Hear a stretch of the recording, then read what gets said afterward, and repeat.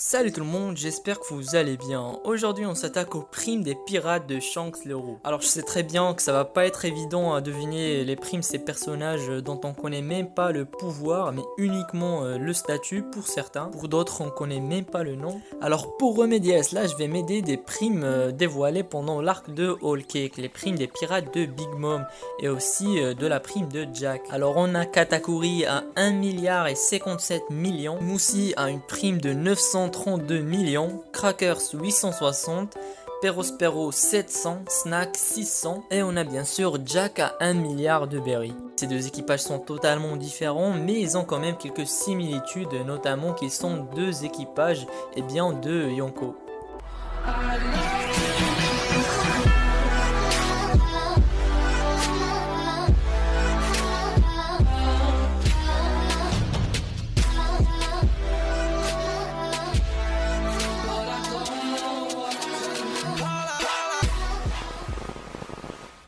On commence par Rockstar, il est le seul membre de l'équipage à avoir une prime connue qui a été de 94 millions de berry avant l'ellipse. Et bien après, je présume qu'il a augmenté, je dirais vers les 200 millions de berry. Du même avis quand je dis qu'il est le plus faible de la bande de Shanks.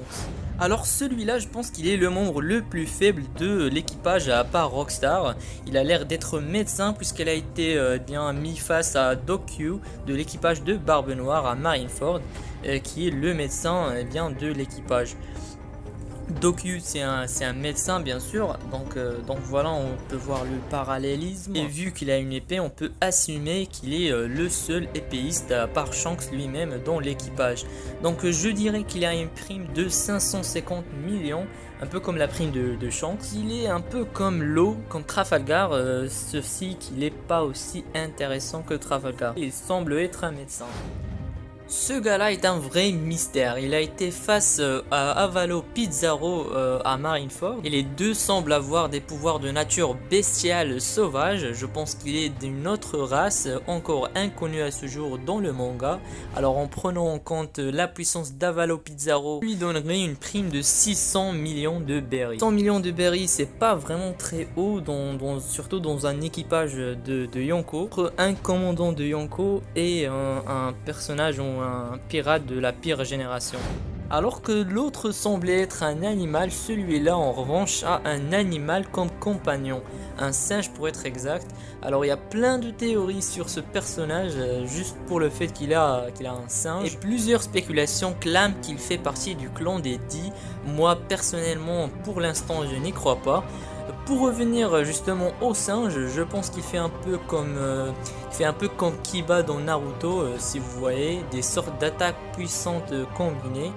Et aussi avec la présence de Ben Beckman, ce dernier pourrait donner des pilules au singe pour se transformer un peu comme ce qu'il fait Chopper dans l'équipage des Mugiwara. Alors pour moi je pense que ce personnage a une prime de 600 millions comme le précédent qu'on vient de voir. Passons maintenant à ce personnage de tatouage mystérieux. Personnellement, je pense qu'il est un genre de cyborg. C'est juste par rapport aux proportions de son cou et sa taille. Donc il serait comme Franky, mais bien largement plus puissant. Et je pense qu'il a une prime qui tourne autour des 700 millions de berry.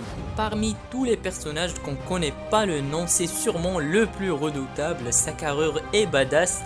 Et il a été mis face à Lafitte, un des membres les plus forts de l'équipage de Teach.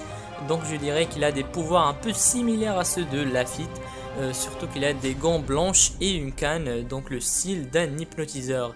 Je pense que ce personnage a une prime de 800 millions de berry. Passons maintenant aux choses sérieuses, les trois commandants de Shanks. On commence par Yasop, le meilleur sniper du monde de One Piece. Il doit avoir un acquis de l'observation très avancé et un acquis globalement puissant.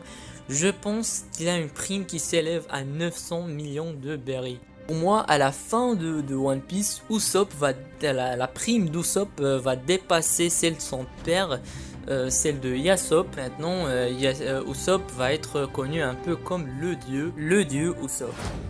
On passe très rapidement à Lakiru, le premier personnage à avoir tué quelqu'un. Ce personnage suscite beaucoup d'intentions de la part des fans, notamment grâce à ses apparitions subites, inexpliquées et à son grand gabarit. Alors pour moi, il a un pouvoir lié soit à la téléportation ou au déplacement en général. Si c'est le cas, si c'est vraiment le cas, ça expliquerait beaucoup de situations dans One Piece, notamment ses apparitions et les apparitions de l'équipage entier à Marineford qui a été très subite et inexpliquée. Alors je pense que Lucky Roux a une prime d'1 milliard et 300 millions de berry, une prime très hausse, je le sais très bien, mais quand même c'est le commandant du Yonko Shanks, s'il est un peu comme le Sanji de Luffy ou encore Scopper Gaban de Roger, il a actuellement cette prime. On passe à Ben Beckman, le second du Yonko, qui vraisemblablement a fait peur à l'amiral Borsalino Kizaru.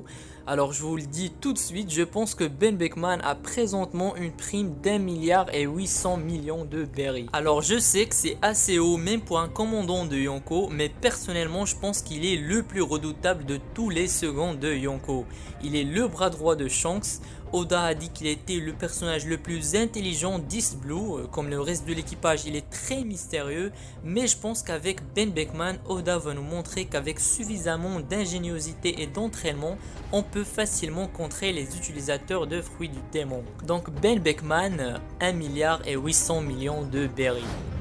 Passons maintenant au capitaine lui-même, Shanks. Je pense que Shanks a une prime de 3 milliards de berry. Alors avant de partir dans les détails et justifier ce nombre, je dois juste vous dire que je me suis basé sur le fait qu'à partir des 2 milliards, on entre dans le domaine des Yonko. Ça veut dire que n'importe quel pirate avec une prime plus élevée que 2 milliards, il a le niveau de Yonko. On va venir dire que la prime a plus à voir avec la dangerosité plus qu'avec la puissance.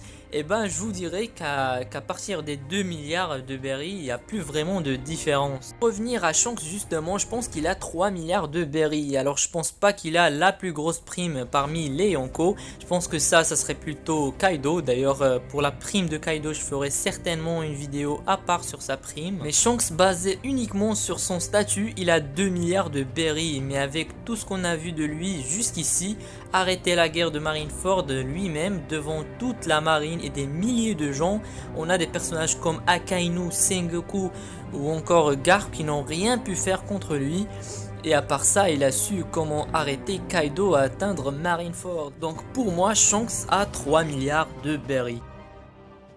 Et voilà les amis, la vidéo a touché à sa fin, j'espère que celle-ci vous a plu. Si c'est le cas, n'hésitez surtout pas à lâcher un like, ça m'aide vraiment beaucoup. Et aussi pensez à vous abonner à la chaîne car je fais du contenu sur One Piece et des animés par moment, ça va venir prochainement. Dites-moi quel est pour vous le vilain final qui va avoir Luffy à la fin de One Piece, car c'est pour une prochaine vidéo que je vais faire. J'ai vraiment besoin de vos réponses. Alors sur ce les amis, on se retrouve dans une nouvelle vidéo.